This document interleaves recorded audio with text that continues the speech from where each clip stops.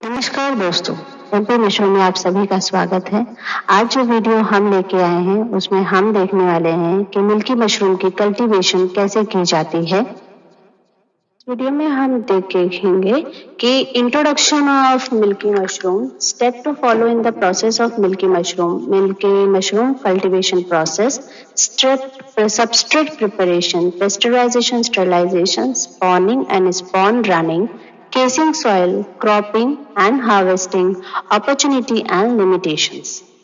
Milky mushroom को हम दूधिया मशरूम भी बोलते हैं। दूधिया इसलिए बोलते हैं क्योंकि ये बिल्कुल दूध की तरह सफेद होता है। साइंटिफिकली इसे हम कैलोसिबा इंडिका भी बोलते हैं। ये देखने में बिल्कुल छाते जैसा होता है। ये सबसे अच्छा कल्टीवेट होता है ट्रॉपिकल और सब ट्रॉपिकल रीजन में, और इसे उगाने के लिए कम से कम हमें 28 से 35 डिग्री की तापमान को बरकरार रखना पड़ता है। कमर्शियली बहुत सारे मशरूम उगाए जाते हैं इंडिया में, जिसमें है oyster mushroom, button mushroom, milky mushroom, paddy straw mushroom. इनमें से हम ये सारे मशरूम मार्केट्स में देखते हैं। मिल्की मशरूम को उगाने के लिए हमें 28 से 35 डिग्री की जरूरत होती है। मिल्की मशरूम का बेस्ट पार्ट ये है कि इसकी शेल्फ लाइफ बहुत अच्छी होती है। आप इसे रूम टेम्परेचर पे 7 दिन के लिए रख सकते हो, और अगर आप फ्रिज में स्टोर करते हो तो आप इसे 1 महीने तक स्टोर कर सकते हो। दूसरी चीज यह है कि हम एक वेस्ट प्रोडक्ट से बहुत ही न्यूट्रिशनल वैल्यू उगा रहे हैं, जिसे जो खाने से बहुत ही फायदेमंद होती है। हर मशरूम का एक अलग क्लाइमेट कंडीशन रिक्वायरमेंट होता है ग्रो करने के लिए। जैसे ऑयस्टर मशरूम के लिए हमें 17 से 25 डिग्री की जरूरत होती है, या 28 डिग्री की। मिल्की मशरूम हमें 28 से 35 या 38 डिग्री तक भी हम उगा सकते हैं। बटम मशरूम 15 से 25 या 12 से 18 तक हम उगा सकते हैं। मिल्की मशरूम एक ट्रॉपिकल मशरूम है, जिसकी वजह से इसे हम गर्मियों में ही उगा सकते हैं। इसके लिए हमें 28 से 38 डिग्री तक की जरूरत पड़ती है। अगर ये 40 हो जाता है तो भी हम काफी हद तक चीजों को मेंटेन करके हम इससे क्रॉप ले सकते हैं। अब बात करते हैं न्यूट्रिशन वैल्यू की, जो हर मशरूम में पाई जाती है। पर अगर बात कर रहे हैं मिल्की मशरूम की, तो मिल्की मशरूम में जैसे हम देख सकते हैं कि इसमें प्रोटीन की मात्रा, फाइबर की मात्रा बहुत ज्यादा होती है। और सबसे बेस्ट होता है इसका कि अगर आप इसे ड्राई करके भी कंज्यूम करते हो तो भी इसमें बहुत ही ज्यादा मात्रा में फाइबर और प्रोटीन मेंटेन रहते हैं ड्राई होने के बाद भी। कंपेयर करें अगर आप उसे किसी और मशरूम के साथ कंपेयर करते हो, तो अगर और उसके अलावा आप इसमें देखो 12 तरह के ऐसे अमीनो एसिड होते हैं जो हमारे शरीर में अलग अलग तरीके से हार्मोन्स को प्रोड्यूस करते हैं, जो हेल्पफुल होते हैं बाय नेचर। तो हम देखेंगे कि टोटल कितने स्टेप लगते हैं जो हमें फॉलो करने हैं मिल्की मशरूम के कल्टीवेशन में।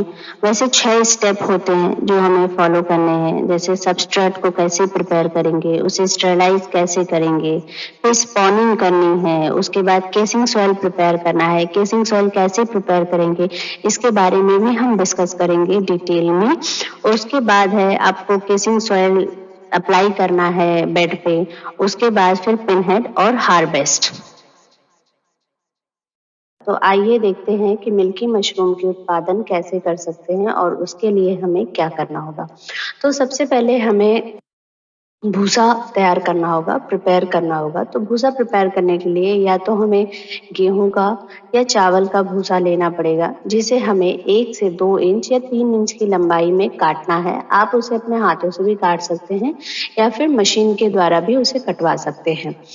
जब आपका भूसा प्रिपेयर हो जाए, तैयार हो जाए, तब हम उसे स्टेरलाइज करेंगे या फिर उसकी शुद्धिकरण करेंगे। शुद्धिकरण करने के लिए सबसे पहले आप भूसे को एकत्रित करें। एकत्रित करने के बाद आप उसे 1 या 2 बार साफ पानी में ऐसे वॉश कर ले, धो ले।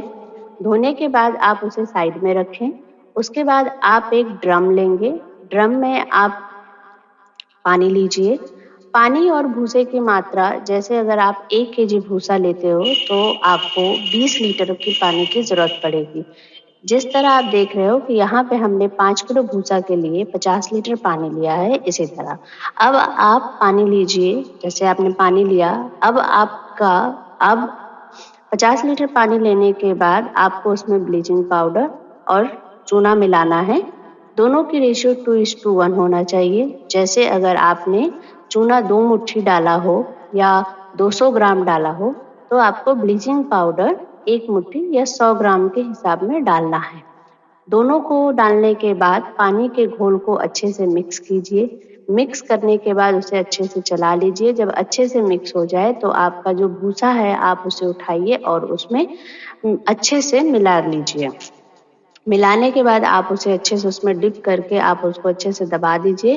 फिर एक पॉलीथीन की शीट लेके आप उस ड्रम को कवर कर दीजिए और ढक दीजिए, जिससे कि उसकी गैस और हवा ड्रम के बाहर ना निकले और भूसे की शुद्धिकरण अच्छे से हो सके, स्टेरिलाइज वो सही से हो सके, जिससे हम फंगस या मोल्ड उससे उसमें ना आए।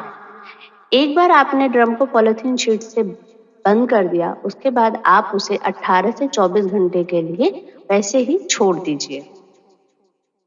अब 18 घंटे होने के बाद आप भूसे को बाहर निकालिए। पानी से आप उसे छान के एक बास्केट या बोरे में रख लीजिए और उसे रख दीजिए। थोड़ी देर हो जो उसमें एक जो ज़्यादा पानी होंगे वो छन जाएँगे और उसके बाद आप उसे सूखने के लिए किसी पॉलीथीन की यूज़ कीजिए, जिस पे आप उसे डाल सको, या फिर आप उसपे आप ज़मीन पे भी आप फर्श को अच्छे से क्लीन करके पोंछ के क्लीन करने के बाद आप भूसा डाल दीजिए और उसे पंखे के नीचे सूखने दीजिए। उसे धूप में ना डालें, सनलाइट डायरेक्ट ना पड़े। सूखने के बाद आपको ये देखना है कि उसमें मॉइस्चराइज़र कम से कम 20 से 30 या 40% तक बरकरार रहे। आप इसकी जाँचाई कैसे कर सकते हो? आप भूसे को लीजिएगा और अपने पूरे फ़ोर्स से आप उसे अपने हाथ में दबाइए। पानी की ड्रॉप भी बाहर ना गिरे और एक बूंद भी ना गिरे और साथ ही साथ आपके हाथ भी भीगे रहें। जब भूसा की कंसिस्टेंसी इस तरह हो जाएगी, तब आपका भूसा आपका तैयार है बेड बनाने के लिए। अब जब भूसा सूख जाए तब आप उसको थोड़ा-सा जैसे कि आप उसे एक उस पे डाल सकते हैं, जिससे या जैसे आपको फंगस या मोल्ड ना उगे, मतलब बैग में अच्छे से माइसीलियम रन हो, इसके लिए आप जो है एक बॉटल लीजिए जिसमें 250 ml पानी लीजिए, उसमें आप नीम ऑयल और बेबिस्टिन का एक मिक्सचर बना के आप उसे भूसे में मिला दें। भूसा भूसे में उसे बहुत थॉरोली और बहुत अच्छे से उसे मिलाने के बाद आप उसको आपका भूसा तैयार है बैग बनने के लिए। स्टेरिलाइज़ेशन के बाद जब आपका भूसा रेडी हो जाए, रेडी होने के बाद हम देखेंगे स्पॉनिंग कैसे करते हैं। स्पॉनिंग करने के लिए आप सबसे पहले सीड लीजिए। सीड आपकी बिल्कुल व्हाइट होनी चाहिए, कोई ब्लैक ब्लैक कलर के सीड ना हो या ग्रीन मोल्स उसमें ना हो। आप पूरा जो आपका स्पॉन का बैग है, वो पूरा व्हाइट होना चाहिए। स्पॉन लेने के बाद आप एक पीपी बैग लीजिए जो मार्केट में मिलते हैं। हम जो पीपी बैग यूज़ करते हैं उसका साइज़ है 16-24। आपको ये आसानी से बाज़ार में मिल जाएँगे। अब आप स्पॉनिंग 2 तरीके से कर सकते हैं। एक होता है लेयर स्पॉनिंग और एक होता है मिक्स स्पॉनिंग। मिक्स स्पॉनिंग में आपको भूसे में सीड को मिला देना है और भूसे को पीपी बैग में भर देना है और उसका मुँह बंद करके रख देना है। अगर आप लेयर स्पॉनिंग कर रहे हो, तो लेयर स्पॉनिंग में आपको सबसे पहला लेयर भूसे का डालना है, फिर आप उसके ऊपर सीड डालिए, फिर आप भूसे डालिए और फिर आप स्पॉन डालिए। इस तरीके से आप जिसमें कंफर्टेबल हो 3, 4, 5 लेयर के आप बैग बना सकते हो। बैग बनने के बाद एक बार आपके बैग बन जाएँगे, फिर आप उसको रबर बैंड से उसका मुँह टाइटली बंद कर दीजिए, कंप्रेस करके आपको बैग भरना है दबा के। बैग भरने के बाद आप उसके मुँह को बंद कर दीजिए रबर के साथ। एक बार जब रबर लगाने के बाद आप एक पेंसिल या पेन लीजिए और बैग में साइमल्टेनियसली होल कर दीजिए। 5, 6, 7, 8 आपके बैग के साइज़ के हिसाब से आपको 6 होल कर देने हैं। होल करने के बाद आप उस होल वाले जगह पे आपको रुई लगा देनी है, जिससे कि हवा अंदर-बाहर हो सके। एक बार आपके बैग जब रेडी हो जाएँगे सब, फिर आपको उन बैग को 20 से 25 दिन, कभी-कभार 15 दिन में भी हो जाता है, आपको उसे रख देना है माइसीलियम रन होने के लिए, इंक्यूबेशन के लिए रखना है। जब आपने बैग को रख दिया है अब माइसीलियम रन होने के लिए, तो बैग बनाने के 20वें दिन या 21वें दिन आपको केसिंग सॉइल बनाना है। केसिंग सॉइल बहुत ही अहम हिस्सा है मिल्की मशरूम कल्टीवेशन में।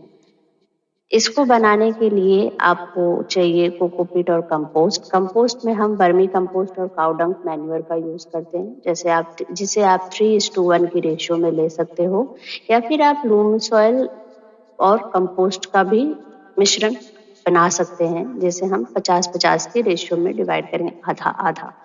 लूमी सॉइल बनाने के लिए जैसे आप देख सकते हो यहाँ पे स्टिल्ट है, यहाँ पे सैंडी सॉइल और स्लिट और क्ले सॉइल से आपका लूम सॉइल बनता है, ये कोकोपीट है और ये आपके वर्मी कंपोस्ट हैं।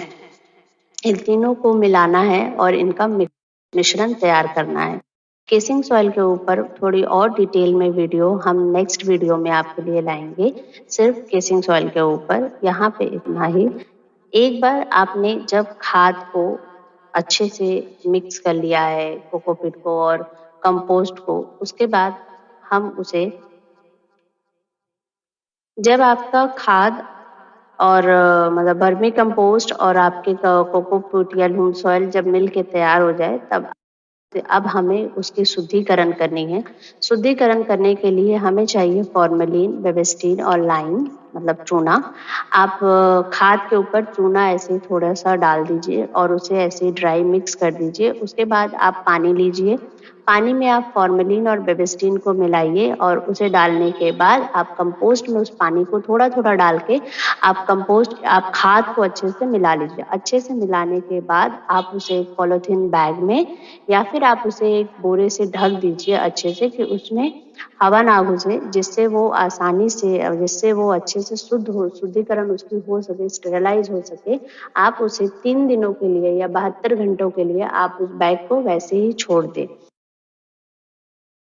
जब आप देखोगे कि 25 दिन या 26 दिन बाद आपके माइसीलियम रन हो चुके हैं और आपका केसिंग सॉइल रेडी हो गया है 3 दिन में, उसके बाद आप बैग लीजिए, बैग के 2 टुकड़े कीजिए, बैग को बीच में से 2 हिस्सों में बाँट दीजिए। दोनों हिस्सों में बाँटने के बाद आप बैग के सतह को धीरे-धीरे प्रेस करिए और 2 से 3 इंच की जगह बनाइए। उसके ऊपर आपको खाद डालना है। खाद की परत जो है 2 से 3 इंच मोटी होनी चाहिए। वो होने के बाद आपको जैसे आप यहाँ पे फ़ोटो में देख रहे होंगे कि कैसे दिख रहे हैं बैग, कैसे मैंने बैग को 2 टुकड़ों में काट के खाद भरा है, वैसे ही आपको डालना है। और एक बार आप जब 2 से 3 इंच का वो डाल दें, तो आप बहुत ही हल्का पानी स्प्रे करें उस पे, जिससे वो ज़्यादा गीला ना हो। तो हल्का पानी स्प्रे करने के बाद आप फिर उसे क्रॉपिंग रूम में शिफ्ट कर सकते हैं। केसिंग सॉइल डालने के बाद आप बैग को उठा के क्रॉपिंग रूम में रख दीजिए, जहाँ पे आपको 10 से 12 दिन के लिए आपको वो बैग रखना है। आप 10 से 12 दिन के अंदर देखेंगे कि माइसीलियम जो है वो मिट्टी के ऊपर व्हाइट-व्हाइट हो गई है। माइसीलियम मिट्टी के ऊपर कवर कर रही है, कवच जो होती है। वो एक बार जब रन हो जाएगी तो आप देखोगे छोटे-छोटे पिनहेड्स निकलते हुए देखोगे और एक बार पिनहेड निकलने के बाद आप 6 से 7 दिन में आपके क्रॉप रेडी हो जाएँगे कटने के लिए। बात करेंगे अब हम कुछ अपॉर्च्युनिटी और लिमिटेशंस की, जैसे कि देखते हैं हम कि हर चीज़ में कुछ एडवांटेज और डिसएडवांटेज होता है। तो मिल्की मशरूम में हमें क्या अपॉर्च्युनिटीज़ मिलती है? हमें अपॉर्च्युनिटीज़ ये मिलती हैं कि हम थोड़े इन्वेस्टमेंट में प्रॉफिट्स कमा सकते हैं। कोरोना के बाद से मशरूम मार्केट बहुत ज़्यादा ही हाइप हो रहे हैं, क्योंकि मशरूम को एक इम्यूनिटी बूस्टर भी बोला जाता है। ये एक एंटीवायरल प्रॉपर्टी भी है, जिससे बहुत फ़ायदा होता है लोगों को, इसलिए ये मार्केट बहुत अच्छी है।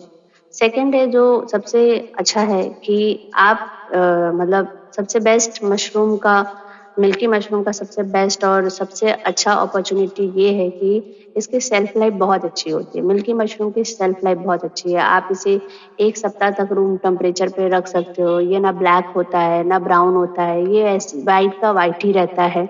अगर आप इसे रेफ्रिजरेटर में स्टोर करते हो, तो ये आप इसकी जो शेल्फ लाइफ़ है थोड़ी इंक्रीज़ हो जाती है। तो ये हुआ अपॉर्च्युनिटीज़। लिमिटेशंस क्या होते हैं? अगर आपके स्टरलाइज़ेशन प्रोसेस या पेस्चराइज़ेशन का प्रोसेस सही से नहीं हुआ, तो आपको ग्रीन मोल्ड्स, फंगी ये सारे चीज़ अटैक करेंगे आपको कल्टीवेशन प्रोसेस में। जिसके लिए इससे आप उभर कैसे सकते हो? जिसके लिए आपको क्लीनिनेस और हाइजीन मेंटेन करना बहुत ज़रूरत है। पूरे एक प्रॉपर मेंटेनेंस की ज़रूरत होती है, बहुत ही केयर की ज़रूरत होती है, जब आप इस प्रोसेस को स्टार्ट करोगे और जब तक ये खत्म ना हो जाए।